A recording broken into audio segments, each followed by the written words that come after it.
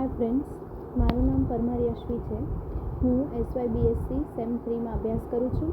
આજે હું તમારી સમક્ષ કેમેસ્ટ્રીની સેમિનાર રજૂ કરીશ, જેનો ટોપિક છે valence bond theory of H2+ ion. તો સ્ટાર્ટ કરીએ. The preparation of H2+ ion can be explained by the following orbital overlap equation. કે H2+ આયનની પ્રિપરેશન છે એ નીચે આપેલા ઓર્બિટલ ઓવરલેપના ઇક્વેશન પરથી એક્સપ્લેન કરી શકીએ છીએ. H2+ 269 kilo joule, H gas plus H+. તો H2+ આયનને જ્યારે 269 કિલો જૂલ તાપમાને ગરમ કરવામાં આવે અથવા એટલી એનર્જી એને આપવામાં આવે તો એના બે ભાગ પડે છે. એમાંનો એક હાઇડ્રોજન ગેસ છે એ વાયુ બની અને ઉડી જાય છે, અને બીજો જે છે એ H+ આયન તરીકે રહે છે. If we look at the backward reaction, then we can say that formation of H2+ ion furnishes by the decrease of energy. જો આપણે આ જે ઇક્વેશન લખેલું છે અથવા જે રિએક્શન લખેલી છે એને આપણે બેકવર્ડ રિએક્શન તરીકે જોઈએ, મતલબ ઉલટી જોઈએ, તો આપણે કહી શકીએ કે H2+ આયનની ફોર્મેશન બતાવે છે. કેવી રીતે? તો ઉલટી જોઈએ તો H+ પ્લસ H ગેસ ફોર્મમાં, તો એને 269 કિલો જૂલ તાપમાને ઘટાડીએ તો H2+ આયન મળી જાય. તો મતલબ કે H2+ આયનની ફોર્મેશનની રિએક્શન મળી ગઈ. અને બેકવર્ડ કરીએ તો furnishes by the decrease of energy, કે અહીંયા કને એનર્જીનું ડિક્રીઝ થાય છે, એનર્જી ઇન્ક્રીઝ થતી નથી. A graph of E versus internuclear distance can be drawn as follows. હવે ગ્રાફ E વર્સિસ ઇન્ટરન્યુક્લિયર ડિસ્ટન્સનો ગ્રાફ છે એ નીચે મુજબ દોરાય છે. E છે એ પોટેન્શિયલ એનર્જી છે, તો એના વર્સિસ ઇન્ટરન્યુક્લિયર ડિસ્ટન્સનો ગ્રાફ નીચે જોઈ શકો છો એ પ્રમાણે. તો વાય એક્સિસ ઉપર E મૂકેલું છે પોટેન્શિયલ એનર્જી, કે જે પોઝિટિવ અને નેગેટિવ બંનેમાં છે, અને એક્સ એક્સિસ ઉપર ઇન્ટરન્યુક્લિયર ડિસ્ટન્સ મૂકેલું છે, કે જે બે ન્યુક્લિયસ વચ્ચેનું અંતર હોય એ. તો ગ્રાફમાં તમે જોઈ શકો છો કે પોટેન્શિયલ એનર્જી છે એ ફર્સ્ટ પોઝિટિવ હોય છે, મતલબ વધારે હોય છે, પછી એ ધીમે ધીમે એનામાં ઘટાડો થાય છે, અને ઘટાડો થઈ અને એક 0 પોઈન્ટ પર પહોંચે છે, અને પછી 0થી પણ એ નીચે ઘટતું જાય છે, ઘટતી જાય છે, અને માઇનસ નેગેટિવમાં જાય છે, અને અમુક એવા અંતરે એ એકદમ મિનિમમ થઈ જાય છે, નેગેટિવમાં આવી જાય છે. તો એ અંતરને અહીંયા R કીધું છે, અને એ R અંતર અહીંયા 1.04 એંગસ્ટ્રોમ છે, કે જે H2+ આયનની બોન્ડ લેન્થ બતાવે છે. તો પછી એ અંતરે પહોંચતા જ ની સાથે જ એનર્જીની અંદર વધારો છે એ થાય છે. તો તમે જોઈ શકો છો કે ગ્રાફમાં કર્વ છે એ આગળ વધે છે, મતલબ કે એનર્જી ઇન્ક્રીઝ થાય છે. પણ એનર્જી ઇન્ક્રીઝ થઈને એટલી બધી નથી થતી કે પોઝિટિવમાં પહોંચી જાય, 0 સુધી જ ઇન્ક્રીઝ થાય છે. એના પછી હવે બધા પોઈન્ટ વાઇઝ H2+ આયનની ફોર્મેશન બતાવેલી છે.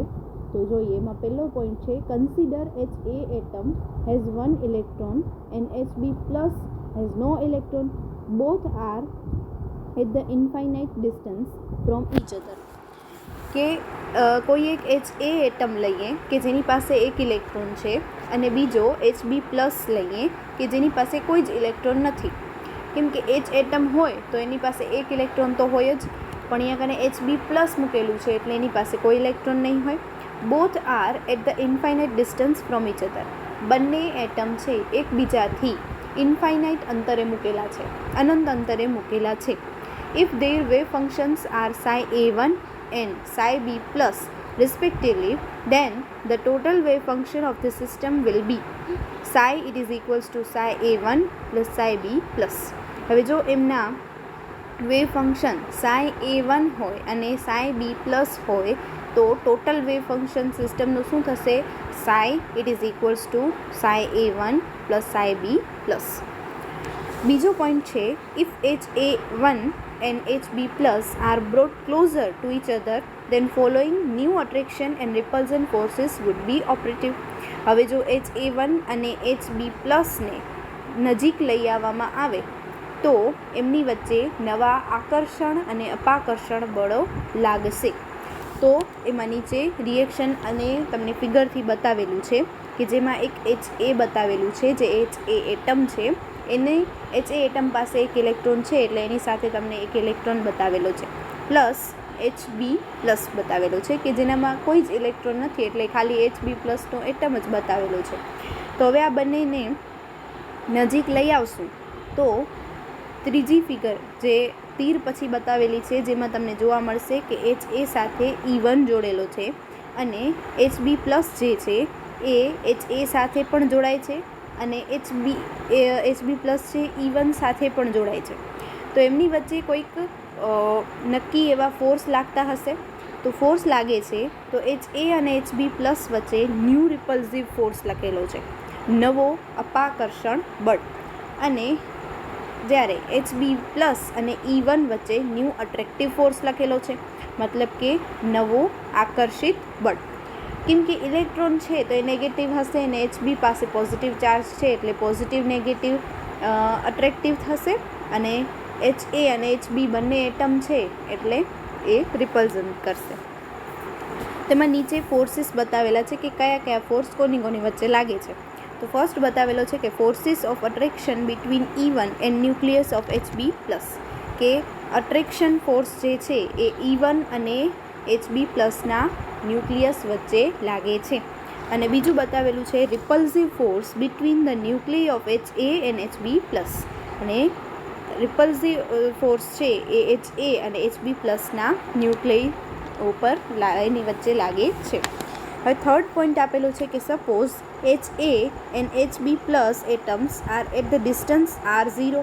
હવે ધારો કે Ha અને Hb પ્લસના બંને એટમ છે એ કોઈ નિશ્ચિત અંતર r0 એ મૂકેલા છે. At this time the energy of the system is minimum and stable H2 plus ion is form. આ ટાઈમે એનર્જી છે સિસ્ટમની એ મિનિમમ હશે અને H2 પ્લસ આયન છે એ સ્ટેબલ હશે. The bond length is 1.04 angstrom. તો આ ટાઈમે એની બોન્ડ લેન્થ છે H2 પ્લસ આયનની એ થશે 1.04 એંગસ્ટ્રોમ. જે તમે ગ્રાફમાં જોયું કે જે 1.4 એંગસ્ટ્રોમ અંતરે પહોંચતા હતા ત્યારે એકદમ મિનિમમ થઈ જતી હતી એની એનર્જી અને સ્ટેબલ રહેતું હતું. એટલા ટાઈમમાં H2 પ્લસ આયન જે છે એ સ્ટેબલ રહેતું હતું. અને and bond energy is 269 kilo joule, અને એની જે બોન્ડ એનર્જી છે ત્યારે 269 કિલો જૂલ થશે. એ આપણે આગળ ઇક્વેશનમાં જોયું કે H2 પ્લસ આયન ફોર્મ કરવા માટે 269 કિલો જૂલ એનર્જી જોઈએ. At this time the wave function of the system will become. આ ટાઈમે આ સિચ્યુએશનની અંદર સિસ્ટમનું વેવ ફંક્શન છે એ નીચે મુજબ થશે. તો તેમાં તમે જોઈ શકો છો કે psi it is equals to psi a1 dot psi b plus. તો આ ટાઈમે સિસ્ટમનું વેવ ફંક્શન છે ટોટલ એ થશે psi it is equals to psi a1 dot psi b plus. હવે force of attraction between E1 and nucleus of Ha.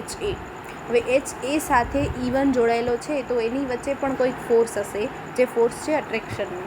તો એના વચ્ચેનો જે અટ્રેક્શન ફોર્સ છે એ કેટલો થશે? Ha it is equals to attraction ફોર્સને આપણે નેગેટિવ લખીએ છીએ જ્યારે રિપલ્ઝન ફોર્સને પોઝિટિવ લખવાનું છે. તો Ha it is equals to negative અથવા માઇનસ E²/RA1.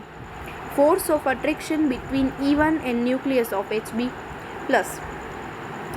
તો હવે Hb પ્લસ ન્યુક્લિયસ અને E1 વચ્ચેનો જે અટ્રેક્શન ફોર્સ હતો એ it is equals to minus E²/RA1.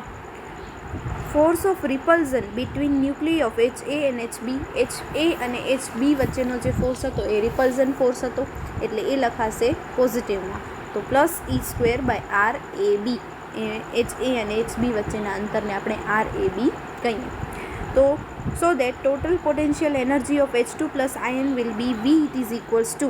હવે આથી H2+ આયનની ટોટલ પોટેન્શિયલ એનર્જી છે એ કંઈક આ મુજબની થશે કે V it is equals two -E²/RA1 -E²/RB1 +E²/RAB.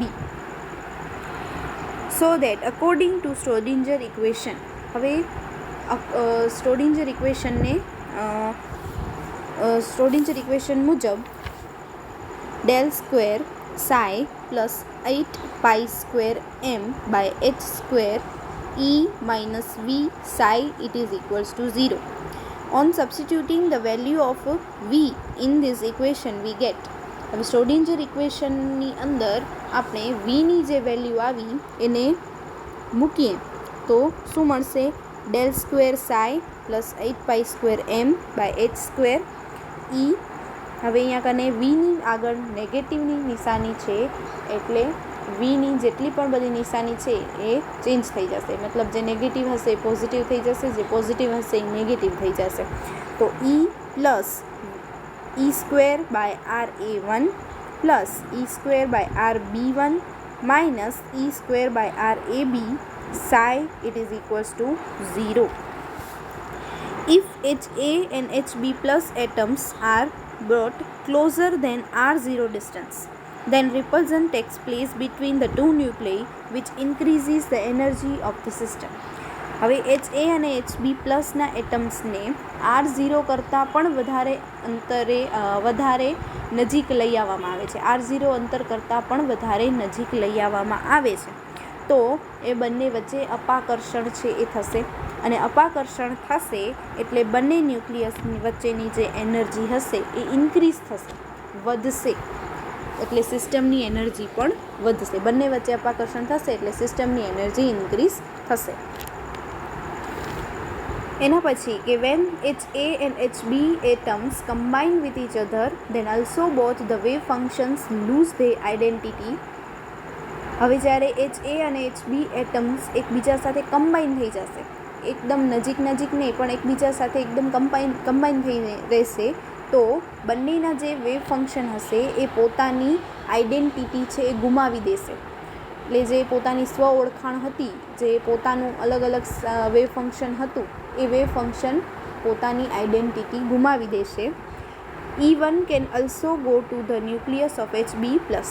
અને હવે જ્યારે બંને એકબીજામાં કમ્બાઈન થઈ જશે ત્યારે E1 જે છે કે જે ખાલી HA સાથે જ જોડાયેલો હતો એ હવે HB પ્લસમાં પણ જઈ શકશે, એના ન્યુક્લિયસમાં પણ જઈ શકશે. Therefore the wave function of the system becomes, તો હવે આ જ્યારે સિચ્યુએશન થાય ત્યારે એની વેવ ફંક્શન સિસ્ટમનું શું થશે? psi it is equals to psi A1 dot psi B plus plus psi A plus psi B1.